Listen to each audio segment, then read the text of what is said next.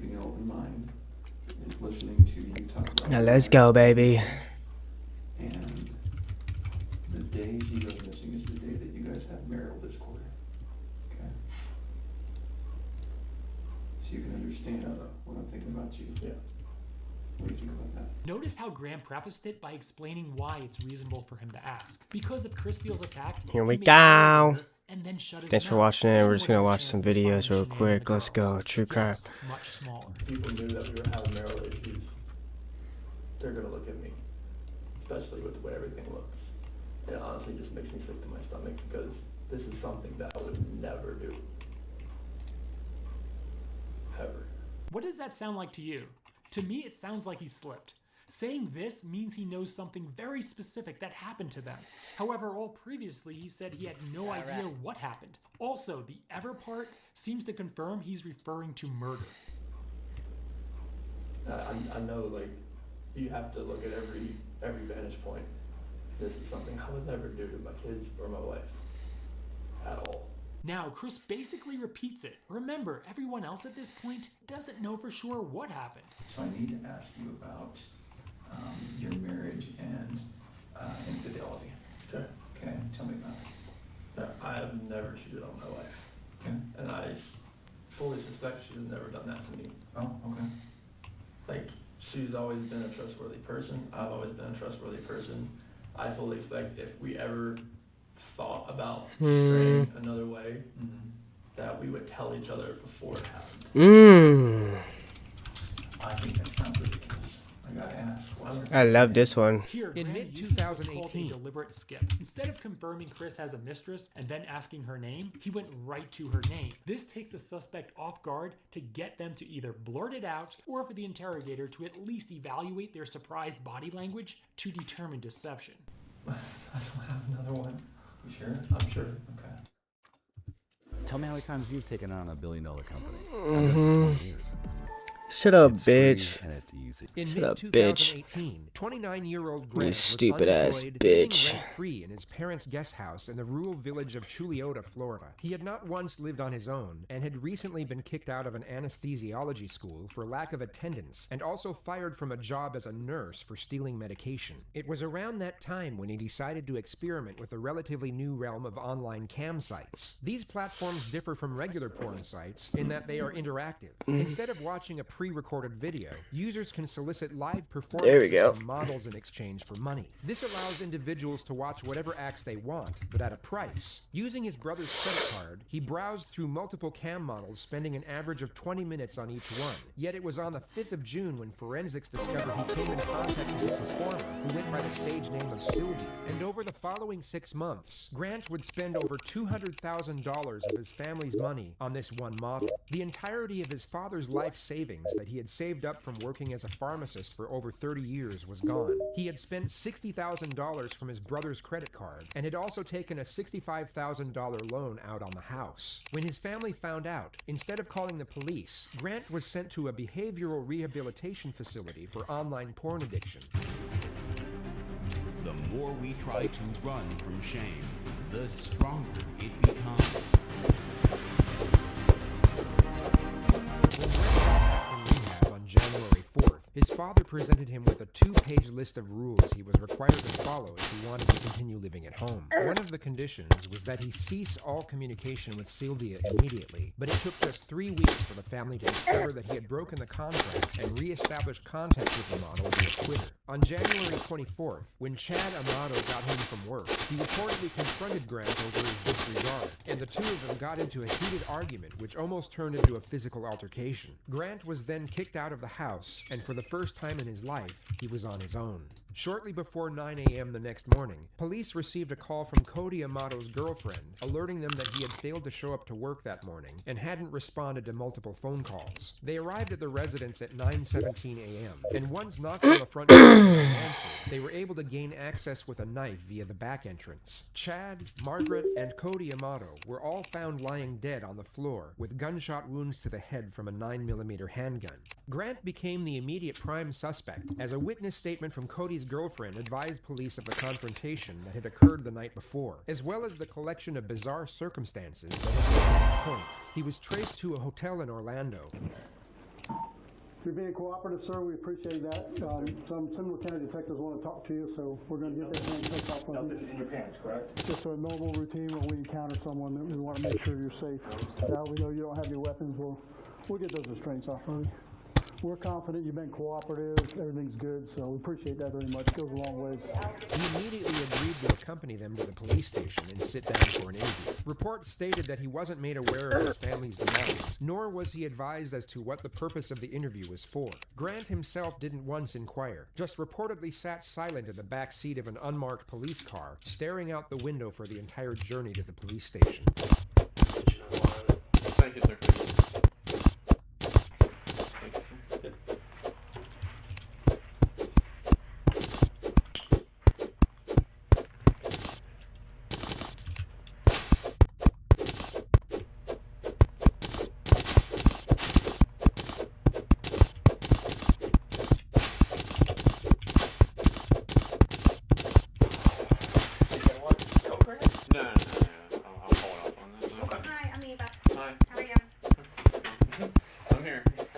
Just to restate, he has not been told, nor given any insinuation as to why he was sitting inside an interrogation room, and has not once inquired himself.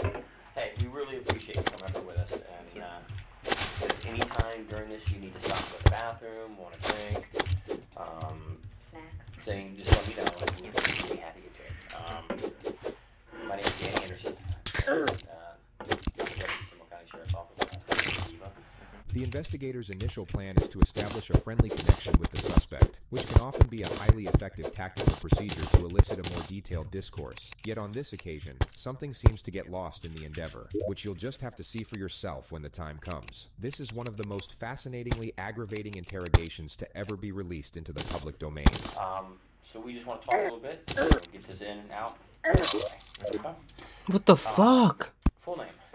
My full name is Grant Tiernan Amato. Bro, what the What is there any special nursing degree, what you do? Or? Is that it, bro? I have like other certifications, but I mean with that, like I primarily worked in the hospital for I think 5 or 6 years. Well, I was accused of grand theft of the third degree back in June of 2018. There was no evidence ever presented. All the charges were dropped. I had been applying for jobs for the last couple weeks. I'd gotten like 3 or 4 callbacks, and then I went on a job interview yesterday for a home infusion nurse job. What time was your interview? It was scheduled for 10. I got there at around 9 in the morning. And then I think we actually had the interview at about 9:45. How'd that go? I mean, it was all good. They didn't have anything. They said that they'd probably be getting back to me by Tuesday or Thursday this coming week. Get you back to work? Yeah, because, I mean, it's like it's a crappy world when, you don't have any money, you can't do anything, so. Financially, how's the nursing, what you did? I'm sorry, I just don't know that much, or she knows all more about nursing. The nursing, how does it pay? How does it pay? I mean, if you work your standard 3 12 hours a week, you get anywhere between, I'd say, $45,000 and $55,000 a year. So, I mean, it's not bad. I think my best year, I made like $55,000. 55. Because I rarely worked overtime. Right. When I was just, because I had the whole plan of going to graduate school, so I was just kind of using it as a stepping stone. Right. At that point. Just to pay the bills, to get you where you gotta, gotcha. And Um, that is what you were going for. What does that pay? Nurse anesthesia pays, I mean, base like about 150 up to 175. Okay. High school, where'd you go? I went to Timber Creek. How were you raised? High school and the first 2 years of college, I was ABC. I was in honors in the major program for UCF. Girlfriends. I had like my high school sweetheart girlfriend for about 5 years, and then ever since then, no like official girlfriends, no flings or anything like that. Dates here and there. Dates occasionally, but I mean not really. Kind of focused on like just getting to the life goals that I wanted to achieve. What do you like to do? What do I like to do? I like to watch anime. What is it? I'm sorry. Oh, sorry. I don't know what it is. I mean, I thought you said anime. I'm like, okay, and then when you started explaining it, I mean, I guess it's animated. It's like cartoon cartoons, I guess you could say, but it's Japanese cartoons. It is in Japanese, and then they subtitle it. Yeah. You speak Japanese? I was gonna say, do you understand? I don't. I understand a few words. We actually listened to me and my brother and one of my friends, or I guess friends from high school. We went to Japan. How long have you been out of work? I've been out of work for 6 months, since June. How did you pay? That's a lot of money to be out of work. My brother. Oh, Yeah. I think the only other game that we really played was Fortnite, but then that was starting to get to like.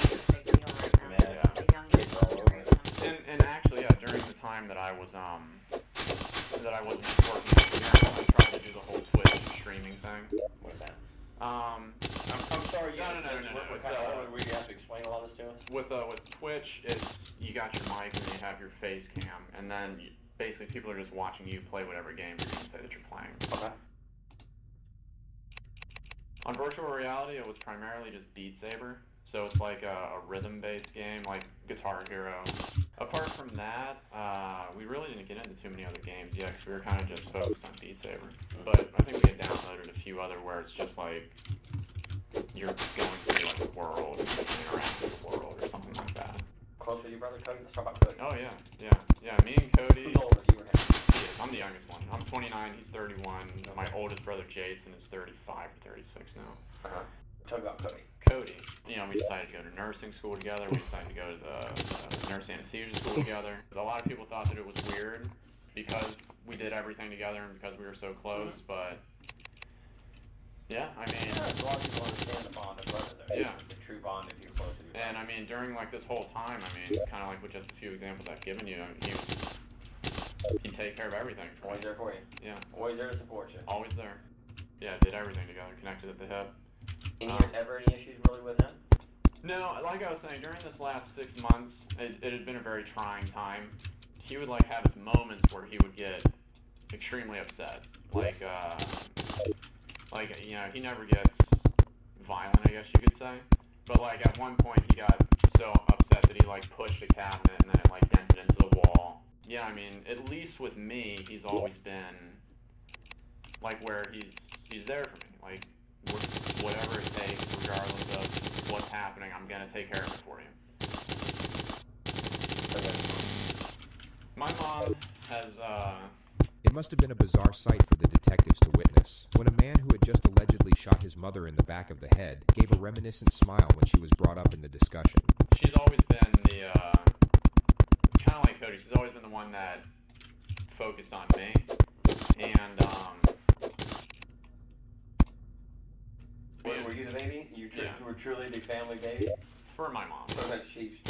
Okay. For my mom. Mom's favorite? Yeah. Countless times my dad would, like, come up to me, and he'd make, like, me feel, like, he'd try and use things and word things to make me feel guilty so that I would, do everything that I can, like, get a job.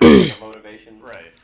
And he'd tell me time and time again that, you're her favorite. I mean, she would do anything for you. And, I mean, it's like, yeah, I don't need to hear that. I mean, that's not what would motivate me. Sure. But no, with Mom, I think we yelled at each other a grand total of like 3 or 4 times my whole life. Never any issues. I mean, it was always, like, if there was somebody that I could talk to and, like, Cody wasn't available, I'd always talk to my mom. I'd always let her know what's going on. Yeah, I mean, she would help me out through everything. Tell me about Dad. Dad's a pharmacist. He works for CVS. He's been a pharmacist for, I think, 35 years or so. My dad was a very, like, angry, violent type person. Overbearing. Like baseball practice would be like for 4 or 5 hours, and he's hurling the ball as fast as an adult can, and we're like 7th to 8th grade trying to catch this stuff. Belittle you? He would belittle me when I was younger. The problem, I guess, was that I was always like the jokester, the one that could calm everybody down, make everybody smile. If it was a heated situation, I could say a joke or something and then make everybody kind of move past it. And I was just in the point where it's like, I'm hearing, all this stuff from Dad. I'm seeing how much Cody's helping me. Mom's stressed out with her job. And it's like I'm not doing anything. When's the last time your dad put his hands on you? The last time my dad put his hands on me would be, I'd say, kind of the middle of December of 2018. What happened? It's because, with all the money that had been getting spent and... Just to be clear, the CAM model has not yet been brought up in the discussion. The money being spent, in this context, would simply be his living expenses. I guess just the mix of everything that I've been saying is kind of boiling up in him. And the fact that to him, it seemed like I wasn't concerned about it. So, and then plus I wasn't acting like myself, just the jovialness and, all that kind of stuff. My father chose to admit me to a depression or an addiction clinic or something like that in Fort Lauderdale called Cornerstone. When was that? That was December 22nd. Okay. Until I think January 4th. Did you agree to go? I didn't, but they said that this was your only. Who said?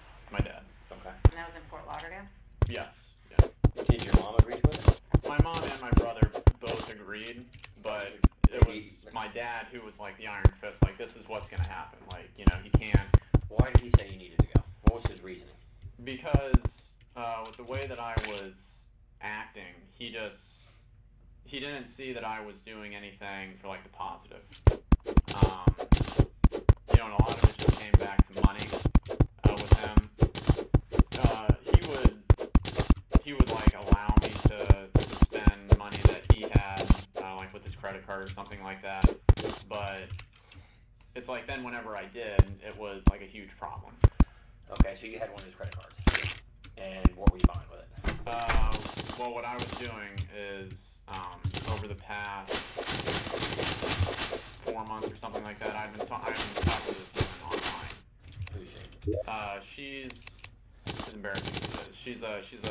She's a cam model. A what? A cam model. Sorry. You guys. Nope. Just like all the videos, you have to tell us. A cam model, it's it's like a virtual girlfriend, I guess you could say. Okay. Like that type of situation. So a lot of the money went to her. Okay. Where's she at? She lives in Bulgaria. Bulgaria. Where's that? Over in Europe. It's outside of Germany. Okay. Something like that. You ever been there? No. Okay. So what did you give her money for? Just for the time online with her. Yeah. So it's just that type of thing. And what did she charge? $600 for a 5,000 or something tokens or something like that. So, and then it was 4 hours a night. So I mean that's basically just where all the costs went to was you pay real money for the tokens and you use the company's digital currency for that. So you do this, and when did you meet her? I met her at the beginning of July. Yeah, at the very beginning of July. Okay, and still talking to her? Still, yeah. I mean, more just on Twitter, just through direct messaging. Again, cell phone service doesn't work, so it's I can't use the chatting. How much do you think you spent on this? It's kind of pricey. Yeah, probably close to $200,000. I'd say. $200,000? Yeah. And where did the money come from? Money came from me, my brother, and then my dad. Did they know where the money was going to? They didn't know that it was going to a cam model. I was saying that it was going towards my Twitch streaming, advertising, putting my name out there and that type of thing. So I guess to bring it all back with why I was brought to Cornerstone, it was a mix of all of those things. It's he felt he felt like, yeah. And so then I was there, I spoke to the therapist, the psychiatrist and all that stuff. I didn't need any medication or anything.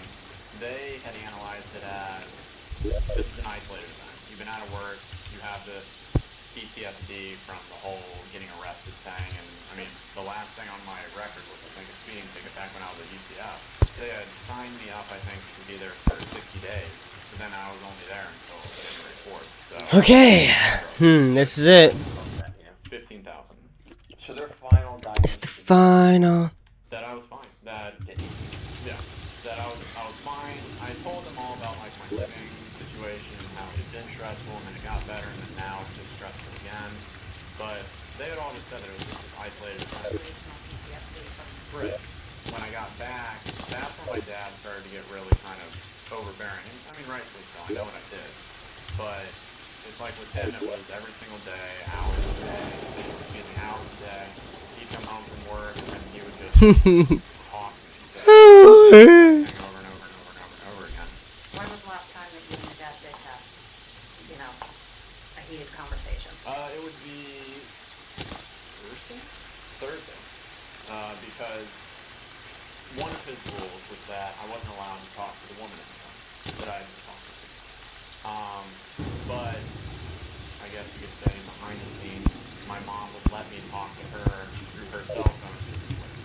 So anyways, on Thursday, he had apparently found out that I was speaking to her again. You know, it wasn't really my intention to continue talking to this woman, but it just kind of happened.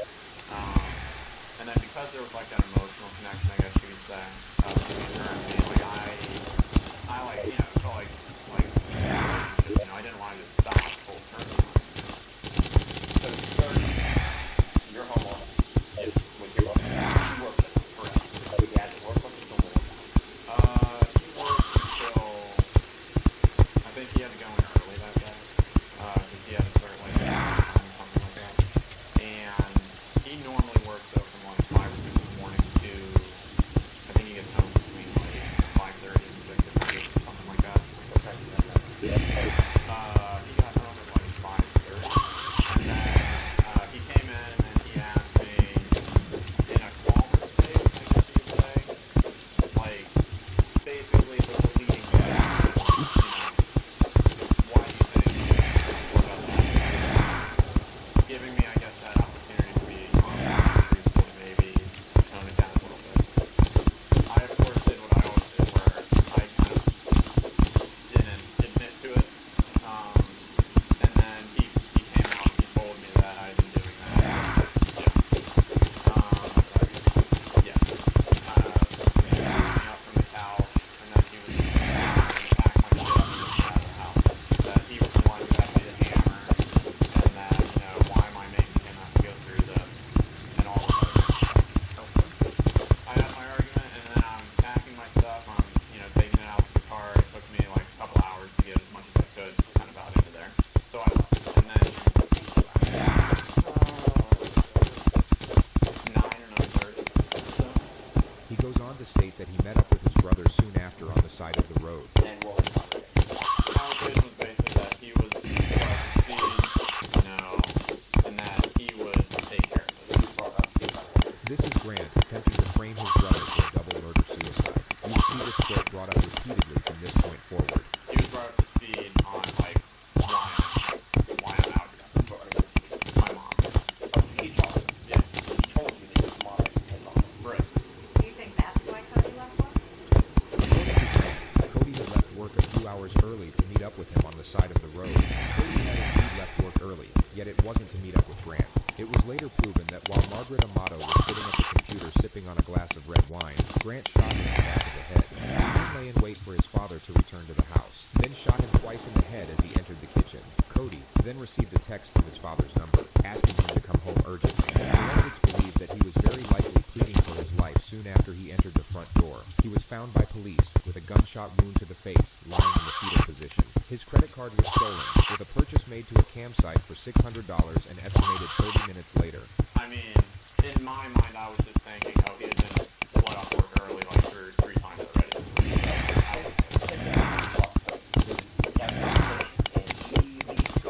Right. And then I stay in that general area just so that if anything happens, somebody like knows where I am. Yeah, I mean, I was staying in that general area, and then I decided to go. He just referred to the public supermarket parking lot. This is where he used the free Wi-Fi to log on to the campsite with his dead brother's credit card. Which is about what? Like,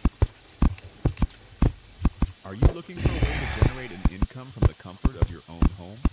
Whether you're missing out on precious family time due to long commutes, dreaming of increasing your schedule, or just curious if there's a simpler way to start something online, imagine building an income stream from home with a variety of online-based earning opportunities at your fingertips. We unlock the doors to endless possibilities with home-based online opportunities to help get you started much faster. If you're ready to explore what's possible, click to learn more and get started today.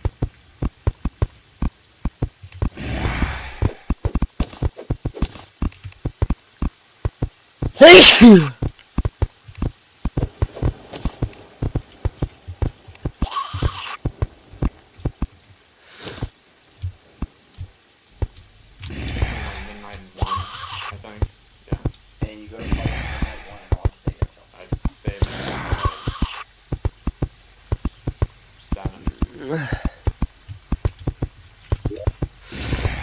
Slept there last night? Talked to anybody? I messaged the girl that I'd been talking to on Twitter. Yeah. On Twitter. Right. I think 1. The discussion is then brought back to his last meeting.